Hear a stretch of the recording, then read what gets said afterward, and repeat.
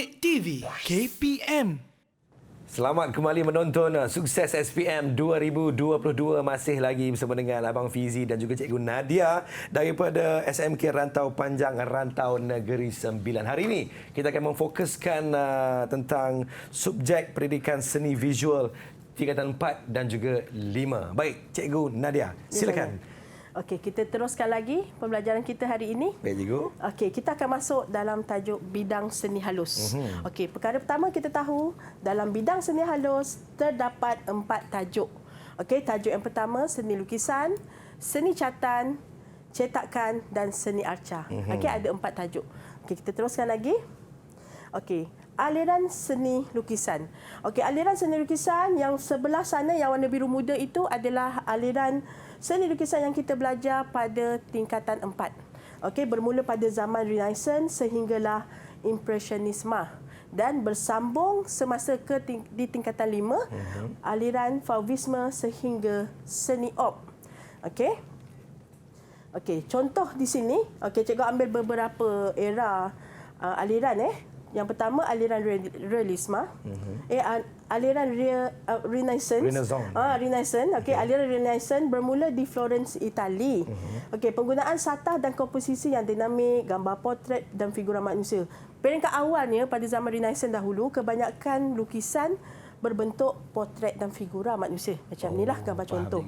Okey, kemudian contoh kat sini aliran naturalisme. Bila kita sebut aliran naturalisme, yang kita fokus kepada landscape, kepada lukisan landscape. Sebab apa perkataan natural? Kita berpegang kepada perkataan asas dia. Okey, baru kita boleh ingat nama-nama aliran tu tadi. Okey. Seterusnya, okey, aliran Cubisme. Bila kita sebut cube, apa yang kita ingat? Cube adalah sesuatu yang berbentuk segi. Okey, jadi ini gambar ini semua dalam bentuk apa? Segi. Bersegi-segi. Itu aliran Cubisme. Okey, kemudian surrealisme. Apa maksud surrealisme? Okey, ini idea di minda bawah sedar.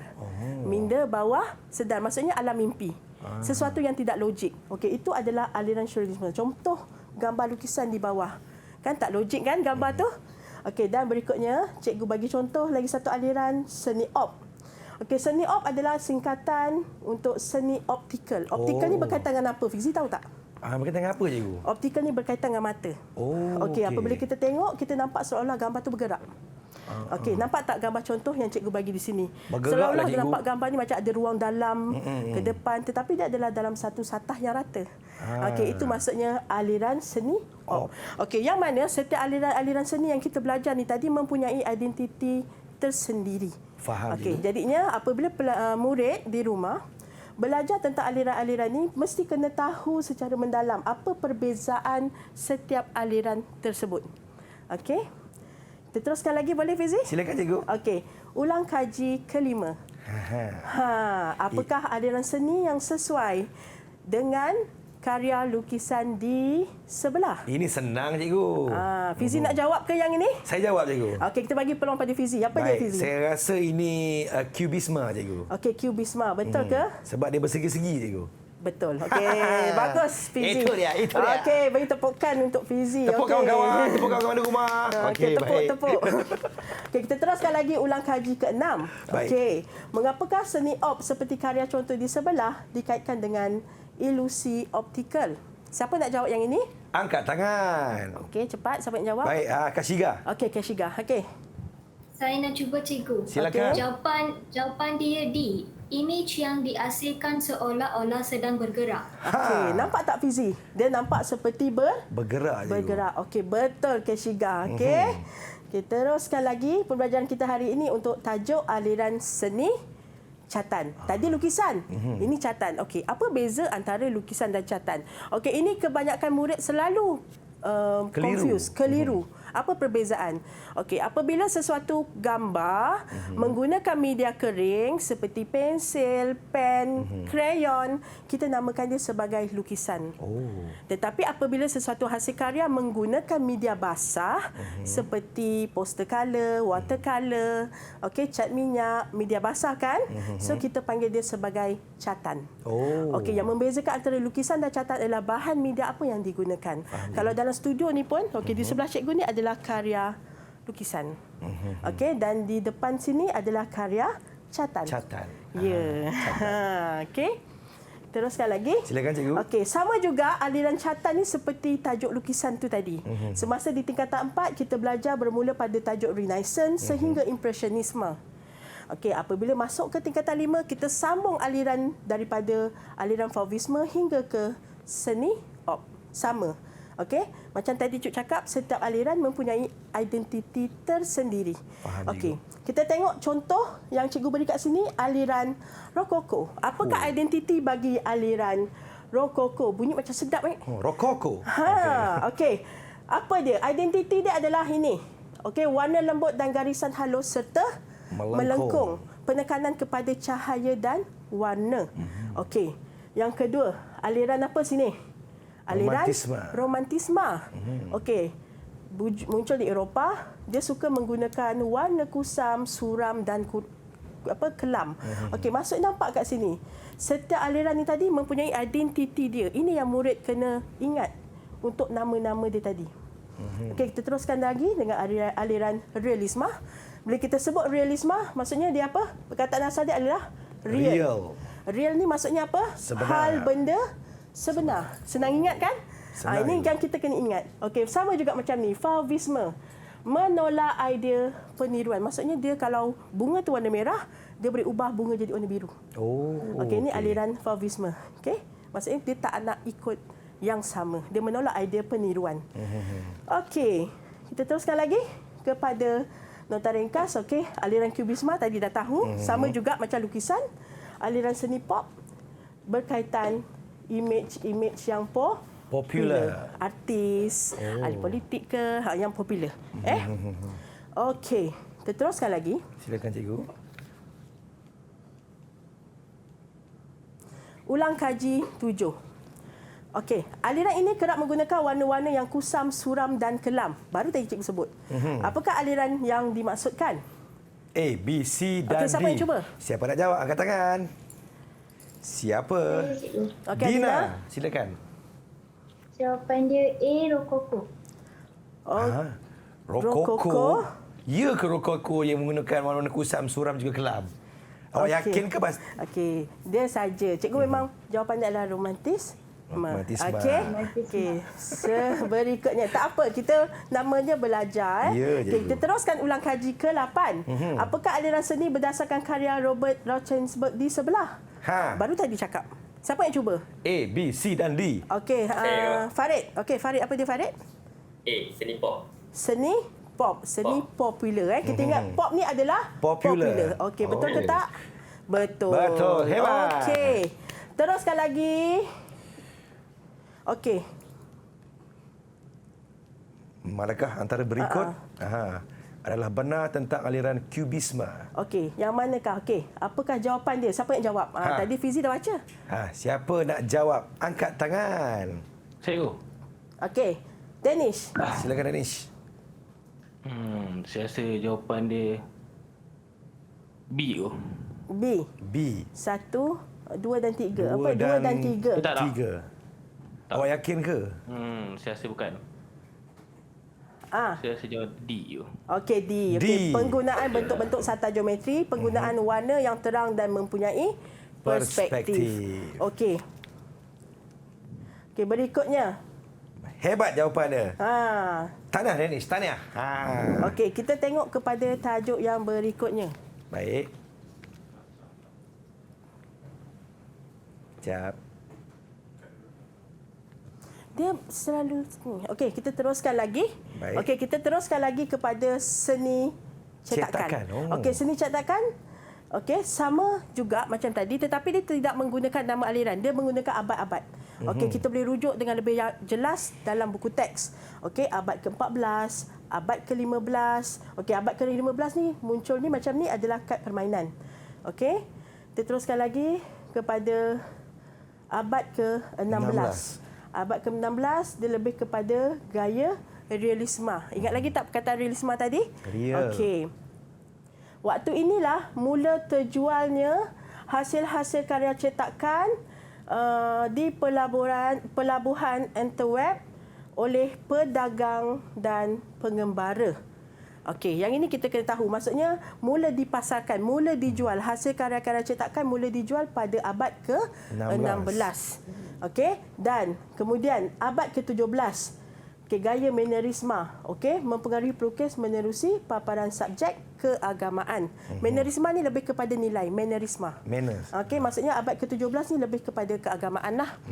Okey. Okey, yang berikutnya. Okey.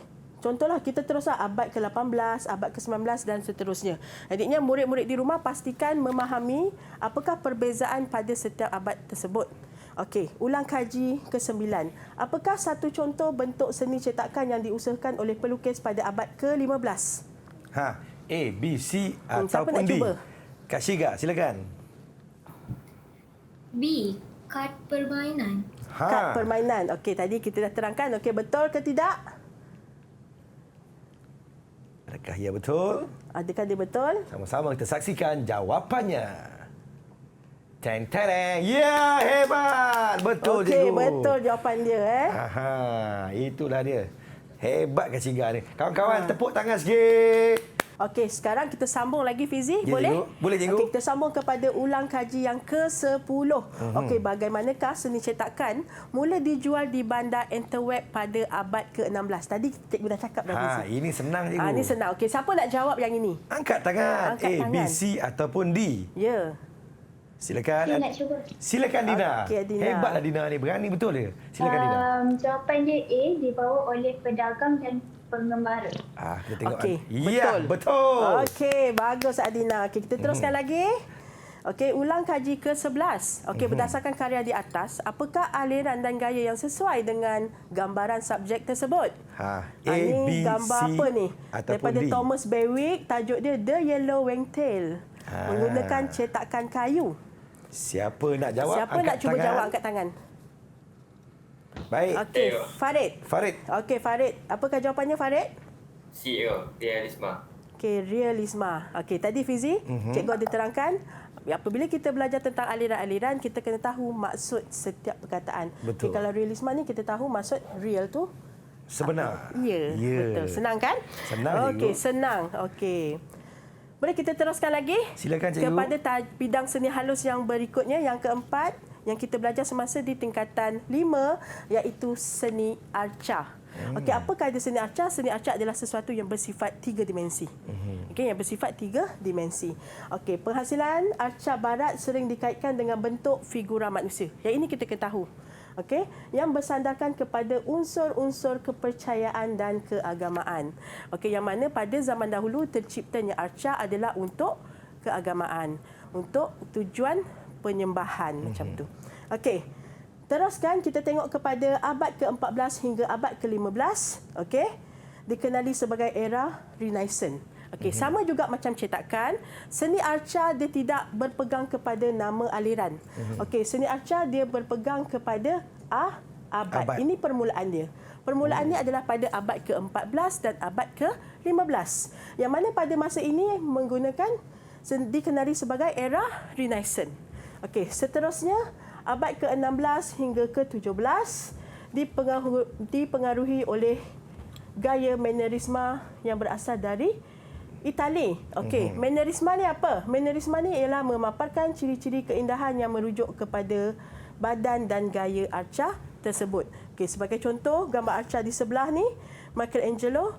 Okey, pengkarya dia adalah Michelangelo, tajuk dia adalah Moses. Okey.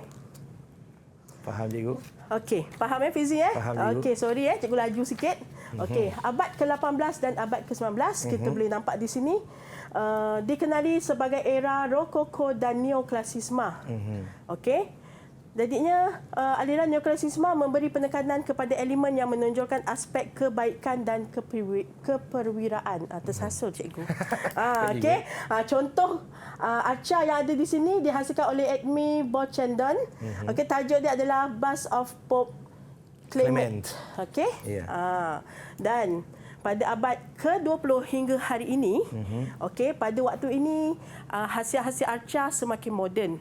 Tidak lagi terikat kepada bentuk figura semata-mata, tidak lagi terikat kepada keagamaan semata-mata, tetapi dia lebih kepada sesuatu yang lebih idea yang banyak, yang lebih terbuka. Sebagai contoh, sehingga seni arca pada abad ke-20 dikenali sebagai era modernisme. Okey, era modernisme. Seperti hari inilah sesuatu yang lebih moden, yang lebih terbuka. Okey, antara wujud aliran yang ada kat sini adalah ekspresionisme, kubisme, futurisme, dadaisme sehinggalah era pasca modernisme. Okey, inilah contoh karya di sebelah dihasilkan oleh Pablo Picasso. Tajuk dia adalah Mandolin and Clarinet menggunakan media kayu. Okey, ini arca dia. Okey, kalau arca macam ni agak-agak aliran apa ni? Fizi tahu tak? Agak-agak. Cuba Fizi try. Kalau nampak macam ni. Macam? Cubic you. Hebat. Ya. Betul Fizi. Cubisme. Yeah. Okey, jomlah kita sambung kepada Silakan, cikgu. ulang kaji ke-12. Apakah simbolik kepada arca zaman prasejarah yang bertajuk Venus of Willendorf? Okey. Zaman prasejarah ni yang tadi pada abad ke-14. Awal tadi. Mula-mula cikgu ya. Yang mula-mula tadi. Maksudnya pada sejarah cetakan, okey, arca ini digunakan untuk tujuan keagamaan. Okey. So, siapa nak jawab soalan ni? Angkat tangan. Adik-adikku, baiklah. Okey, Danish. Danish. B tu. Semangat kesuburan. Semangat kesuburan. Okey, nama dia Ya. Venus of Willendorf. Sangat popular arca ni Okey. Baiklah. Betul ke jawapan dia? Betul. Betul. Tahniah. Tahniah kepada adik-adik Abang Fizi yang sentiasa fokus menyaksikan Sukses SPM 2022. Kita rehat seketika. Kita kembali selepas ini. Teruskan menonton Didik TV KPM. Didik TV KPM.